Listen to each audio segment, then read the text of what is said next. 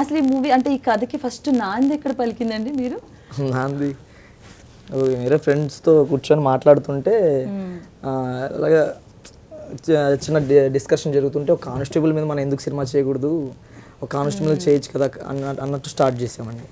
అక్కడి నుంచి నేను థ్రిల్లర్స్ చూసి ఇంకా రాసుకున్నాను స్టోరీ, ఒక లైన్ అనుకొని ఆ లైన్ డెవలప్ చేసుకుంటూ ఎలా చేస్తే బాగుంటుంది, ఈ సీన్ తర్వాత ఈ సీన్ ఎలా చేస్తే బాగుంటుంది, ఇంట్రోల్ బ్యాంగ్ ఎలా చేస్తే బాగుంటుంది, క్లైమాక్స్ ఎలా చేస్తే బాగుంటుంది, ఆ తర్వాత అప్రోచ్ అయ్యాను.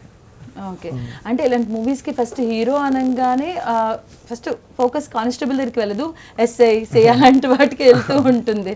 సో ఒక కానిస్టేబుల్ పెట్టి ఆయన త్రూ ఇది సాల్వ్ అయ్యింది అంటే ఎక్కడైనా విన్నదా లేకపోతే లేదండి. ఇప్పుడు మీరు అన్నారు కదా ఎవరైనా సరే ఎస్ఐ సిఐ చేస్తారు, కానీ ఒక కానిస్టేబుల్ చేస్తే ఎలా ఉంటుందన్న ఐడియాతోనే చేశానండి ఇది. స్టార్టింగ్ నుంచి ఒక కానిస్టేబుల్ అనుకునే చేశాను నేను. ఎస్ఐ చేస్తారు, సిఐకి వాళ్ళకి రైట్స్ ఉంటాయండి, కేసుని ఎలా ఇన్వెస్టిగేషన్ చేయాలని వాళ్ళకి రైట్స్ ఉంటాయి.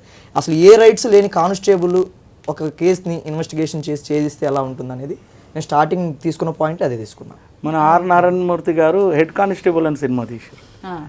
కానిస్టేబుల్ అనేది మనదే ఈ టైటిల్. యాక్చువల్లీ ఈ టైటిల్ పవన్ కళ్యాణ్ గారు చేయాల్సిందంట ఓ టైం. అది ఆయన వేరే వాళ్ళ త్రూ చెప్పారు, మనకు వేరే త్రూ మనకు న్యూస్ ఉండే అది.